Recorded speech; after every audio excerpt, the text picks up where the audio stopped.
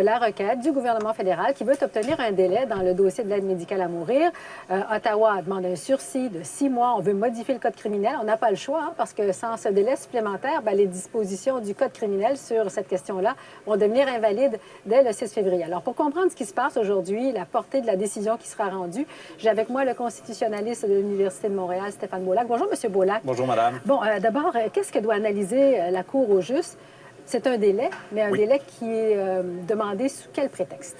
Et c'est en lien avec quel dossier, si vous permettez. Je vais mettre quelque chose en évidence d'entrée de jeu, c'est qu'on doit distinguer le présent dossier. On va lui donner un nom. C'est le dossier Carter, celui qui a été décidé par la Cour suprême du Canada il y a de cela environ 10 mois, et pour lequel il y a une suspension d'exécution.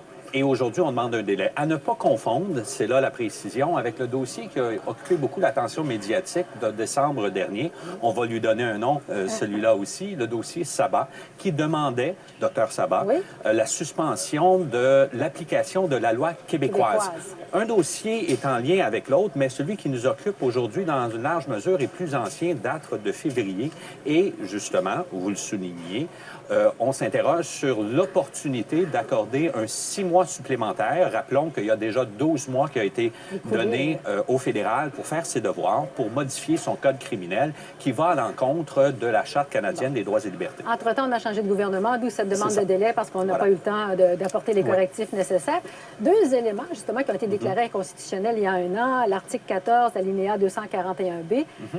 Est-ce que c'est faisable de corriger le tout dans le délai prescrit, à savoir d'ici le 6 février? Mais c'est qu'est-ce que croyait la Cour suprême du Canada en février 2015, puisqu'on a donné un 12 mois. Et une des choses peut-être à bien comprendre, c'est que c'est relativement rare qu'on suspend ainsi la déclaration d'inconstitutionnalité d'une loi. Habituellement, la Cour suprême tranche, la loi est-elle constitutionnelle ou non? Si elle ne l'est pas, elle est rendue invalide et son invalidité prend effet immédiatement. Dans certaines circonstances, de façon exceptionnelle, on va, pour la sécurité publique, suspendre la déclaration d'inconstitutionnalité pour laisser le temps au gouvernement d'ajuster sa loi. C'est qu'est-ce qui a été fait par la Cour suprême en février dernier. 12 mois dans la jurisprudence de la Cour suprême, c'est le délai le plus long. Parce qu'on a déjà donné un 3 mois, on a déjà donné un 6 mois. Et d'étendre ainsi la suspension d'inconstitutionnalité, c'est encore plus rare. Dans la jurisprudence de la Cour, depuis les 25 dernières années, seulement à 2 reprises, et à ma connaissance, seulement pour une période de 3 mois supplémentaires. Or, le fédéral demande un 6 mois supplémentaire dans les présentes circonstances. Du temps pour corriger cette loi-là. Est-ce que ça fait en sorte que les provinces doivent attendre également, doivent s'ajuster? Est-ce que ça aura un impact sur les provinces? Bien, je serais tenté de dire, dans un premier temps, ça n'impactera pas comme le Québec, comme on le craignait.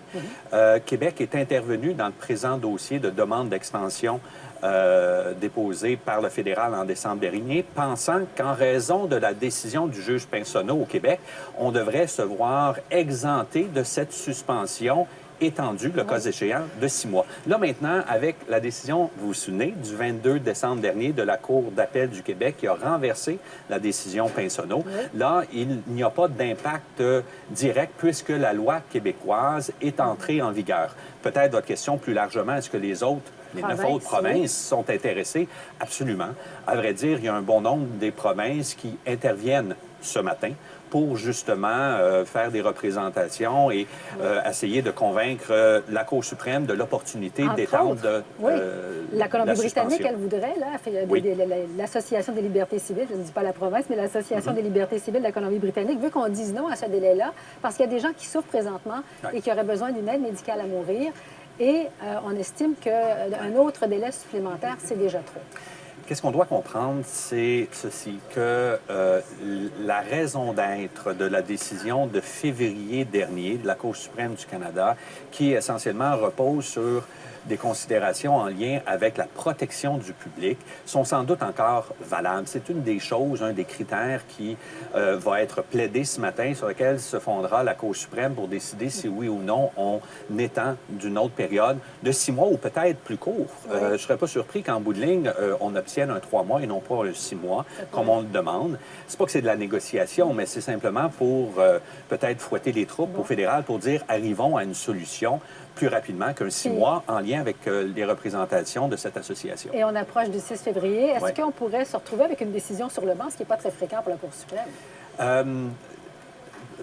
Que ce soit sur le banc, c'est-à-dire séance tenante Oui. immédiatement aujourd'hui ou dans la semaine, il n'y a aucun doute à mon esprit qu'il y a urgence. On doit laisser savoir aux fonctionnaires fédéraux s'ils doivent rencontrer le délai original de février, le 7 février prochain, ou si on dispose d'un 6 mois, peut-être moins d'un 3 mois. Parce que ce n'est pas une décision qui est difficile à prendre dans les faits.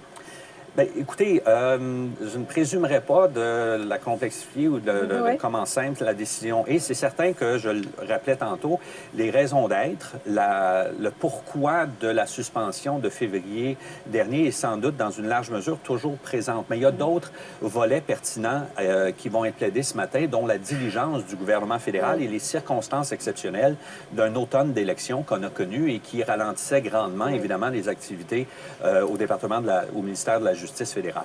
Stéphane Beaulac, merci d'avoir été avec nous. Ça me fait plaisir, Au revoir. madame. Au revoir.